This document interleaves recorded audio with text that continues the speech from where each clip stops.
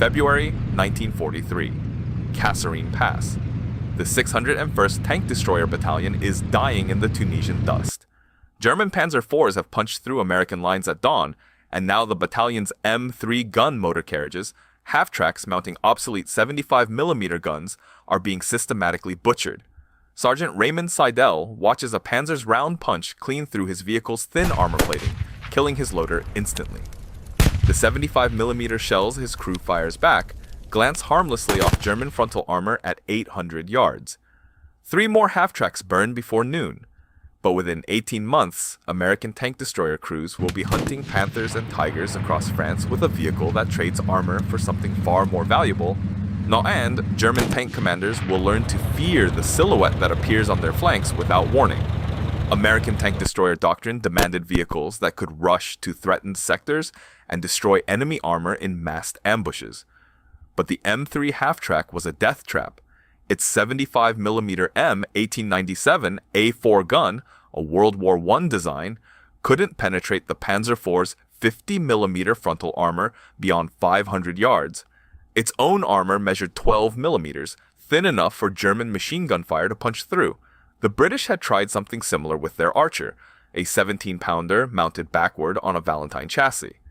Effective gun, but the reversed mounting meant crews had to reverse into position, then reverse again to escape. At Kasserine, American crews needed to shoot and relocate in seconds. The Archer needed minutes. The M3's failures mounted through the Tunisian campaign. At Sidi Bouzid on February 14th, Combat Command A of the 1st Armored Division watched helplessly as German armor rolled through positions the tank destroyer battalions were supposed to protect. The half-tracks couldn't close to effective range without being shredded, and they couldn't stand off and engage because their guns lacked the punch. Crews improvised desperately.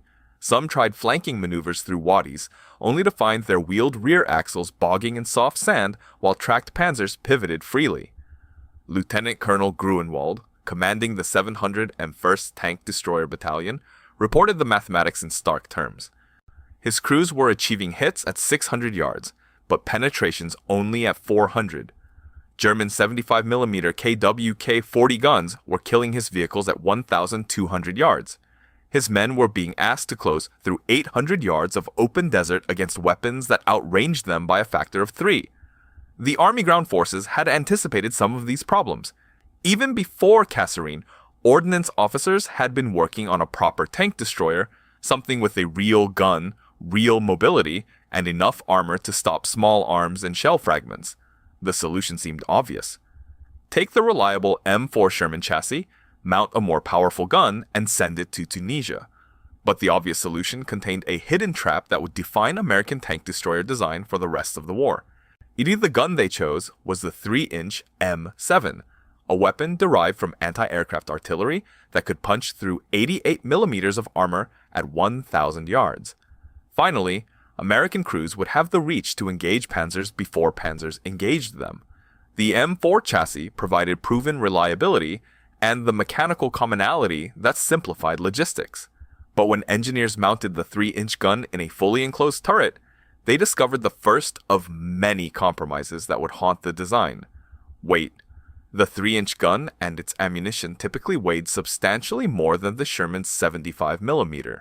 A fully enclosed turret with adequate armor protection typically pushed the vehicle past 33 tons, heavier than the Sherman itself, and far too heavy for the speed doctrine demanded.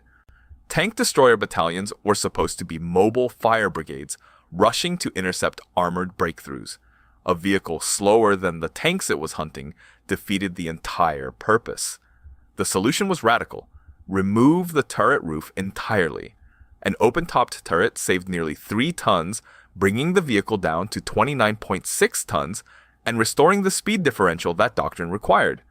The twin General Motors 671 diesel engines could now push the vehicle to 30 miles per hour on roads, faster than any German tank in the theater. But the decision created a vulnerability that would kill American crews from Tunisia to the Elbe. If you've ever wondered how engineers balance the impossible demands of modern warfare, speed against protection, firepower against weight, then you understand why these stories matter. Following along means you'll see exactly how those choices played out in blood and steel. The open top wasn't just a weight-saving measure. Proponents argued it improved situational awareness. Commanders could stand high in the turret and spot targets that buttoned-up tank crews would miss. The 360-degree traverse of the turret meant crews could engage targets in any direction without repositioning the hull. In the fluid, mobile warfare American doctrine envisioned, these advantages supposedly outweighed the risks. But doctrine and reality diverged catastrophically in the hedgerow country of Normandy. The bocage, ancient field boundaries of earth, stone, and dense vegetation, it created killing grounds where German infantry could approach within grenade range without being seen. Mortar crews zeroed in on road junctions where tank destroyers had to pass. The open top, that was supposed to provide superior awareness instead, provided a perfect entry point for tree-burst artillery and dropped grenades. Crews improvised, frantically. Some welded steel plates over portions of their turrets, accepting the weight penalty for protection against overhead attack. Others stretched chicken wire above the fighting compartment to detonate grenades before they fell among the crew. The 823rd Tank Destroyer Battalion reported losing more vehicles to artillery airbursts in June 1944 than to direct tank fire. After-action reports and survivor accounts described crews fighting with constant awareness of overhead threats, reacting to every incoming shell, knowing that the armor protecting their flanks meant nothing against fragments falling from above. The gun itself performed exactly as promised when crews could get it into action. The 3-inch M7 could penetrate the Panther's side armor at 1,000 yards, the Tiger's at 500, but the Panther's frontal armor, 80 millimeters sloped at 55 degrees, defeated the 3-inch round at any combat range. American tank destroyer crews learned the same bitter lesson their Sherman counterparts already knew. In a frontal engagement against late-war German armor, they would lose. This forced a tactical revolution.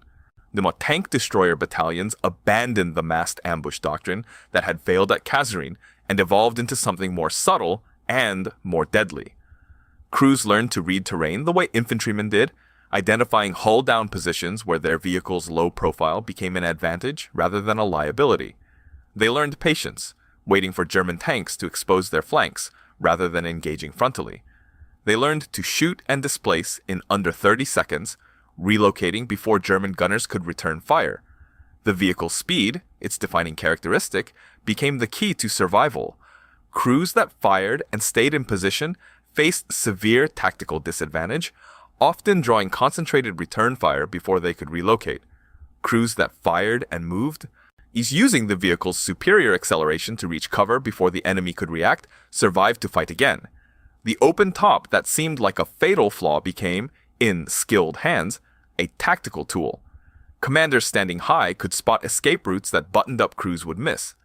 The M10 mounted a 3-inch gun that could kill Panthers from the flank, but struggled against frontal armor, and its open top left crews vulnerable to overhead fire. Yet the same speed that doctrine demanded, 30 miles per hour on roads, gave trained crews the mobility to exploit German flanks and withdraw before counterfire arrived. German commanders adapted quickly. Panzer crews learned to watch for the distinctive low silhouette, to traverse their turrets toward likely ambush positions before entering kill zones. Tiger battalions began operating with infantry screens specifically tasked with spotting the American tank destroyers before they could fire. The technological advantage the 3-inch gun provided was being eroded by tactical countermeasures, and the open top meant that even infantry with rifles could suppress a tank destroyer crew long enough for armor to close the range. By late 1944, the vehicle that was supposed to be the answer to German armor had become a symbol of the impossible choices American designers faced, combining inadequate frontal protection with a gun that struggled against the heaviest German armor while demanding exceptional crew skill to survive. In the Tunisian hills, where the 601st Tank Destroyer Battalion had first engaged German armor, crews were now achieving consistent kills against Panzer IVs at ranges their M3 half-tracks could never have reached. The question was whether American tactical adaptation could compensate for design limitations that constrained every engagement. The answer would come in the frozen forests of the Ardennes, where everything the army thought it knew about tank destroyer warfare would be tested against the largest German armored offensive since 1940. The crews who climbed into those open-topped turrets called them Purple Heart boxes. They weren't wrong, but they kept climbing in because the alternative was watching German armor roll through positions that nothing else could stop. The M10 gun motor carrier, officially designated the 3-inch gun motor carriage M10, though the British would later christen it Wolverine, represented everything American tank destroyer doctrine had learned from Kasserine Pass, welded into 29.6 tons of deliberate compromise. The Fisher Body Division of General Motors, better known for building Cadillacs, produced the first vehicles in September 1942, eventually manufacturing 4,993 M10s before production ended in December 1943. Ford's Highland Park plant added another 1,038 of the diesel-powered M10A1 variant.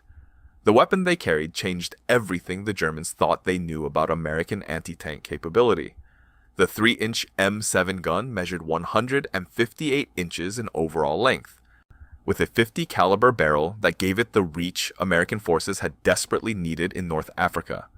Muzzle velocity with standard M62 armor-piercing capped ballistic cap ammunition reached approximately 2,600 feet per second, with the M10's .50 caliber barrel delivering flat trajectory and extended effective engagement range to 1,000 yards against moving targets. The 15.4-pound projectile could penetrate 88 millimeters of face-hardened armor plate at that distance when striking at 30 degrees from perpendicular. At 500 yards, penetration increased to 109 millimeters. Rate of fire depended entirely on crew proficiency, but trained teams achieved 10 to 12 aimed rounds per minute in combat conditions. The mathematics of armor penetration told the M10's real story. A Panzer IV Ausführung H carried 80 millimeters of frontal hull armor. The M10's M62 round, striking at 800 yards with 93 millimeters of penetration capability, punched through with 13 millimeters to spare, enough margin to ensure the round retained sufficient energy to wreak havoc inside the fighting compartment. The Panther presented a harder problem. 80 millimeters of glacis armor sloped at 55 degrees gave an effective thickness of 139 millimeters. Frontal engagement was suicide. But the Panther's side armor measured only 40 millimeters at 40 degrees, effective thickness of 52 millimeters. The M10 could kill a Panther from the flank at over 1,500 yards. The German response to this flanking threat revealed how seriously Wehrmacht commanders took the M10. German after-action reports and captured tactical instructions issued to panzer units in France during summer 1944 specifically warned against pursuing American tank destroyers into broken terrain. The enemy employs Panzerjäger in ambush positions along hedgerow lines, one captured document noted. They fire from concealment and withdraw before counterfire can be directed. Pursuit invites destruction from secondary positions. According to captured German operational orders, panzer commanders began advancing with infantry screening their flanks, a doctrinal adjustment that slowed armored operations during the critical weeks after D-Day. The British 17th 21st Lancers, operating M10s in Italy, demonstrated what the vehicle could achieve when terrain favored the defender.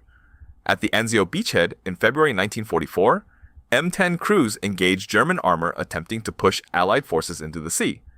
The open-topped turrets that seemed so vulnerable in offensive operations became observation platforms in defensive positions, allowing commanders to spot targets that buttoned-up tank crews would have missed. Against the Stu-G 3 Ausführung G, Germany's most produced armored fighting vehicle, the M10 held significant advantages. The Stu-G's 75mm Stu-K 40L 48 gun achieved 2,461 feet per second muzzle velocity with its Panzergranate 39, penetrating 85 millimeters at 1,000 yards. Comparable performance, but the Stu-G lacked a turret entirely. The M10's hand-cranked turret traversed 360 degrees in approximately 80 seconds, agonizingly slow, but infinitely faster than a casemate assault gun that had to pivot its entire hull to engage flanking targets.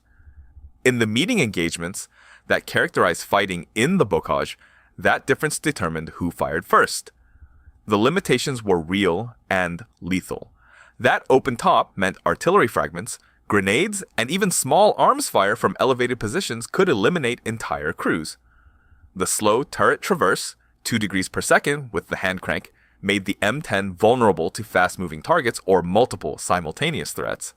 The 3-inch gun, adequate against Panzer IVs and Stooges, they struggled against the Tiger I's 100mm frontal armor and couldn't reliably penetrate a Panther's glacis at any range.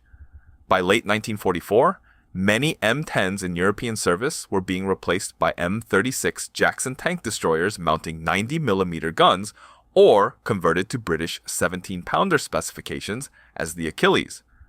The crews of the 601st Tank Destroyer Battalion, who had survived Kasserine Pass, understood these limitations intimately. They had learned them in burning half-tracks, watching 37mm rounds bounce off German armor. Now, in the hedgerow country of Normandy, they applied that knowledge with the precision of men who had already paid the tuition. The same fields where American forces had broken under Rommel's panzers 18 months earlier looks different now. Not because the terrain had changed, but because what waited in the tree lines had changed. The M10 crews who had retreated through those passes returned to North Africa's lessons with vehicles that could finally execute what doctrine had always demanded. By war's end, the M10 had served in every major American and British campaign from Tunisia to Germany, with over 6,000 produced across all variants. Its replacement by heavier tank destroyers reflected the escalating armor race of late-war German designs. But the 823rd Tank Destroyer Battalion was still operating M10s during the final Rhine crossings in March 1945, destroying 2 Panzer IVs and a Jagdpanzer IV near Remagen before the vehicles were finally withdrawn from frontline service.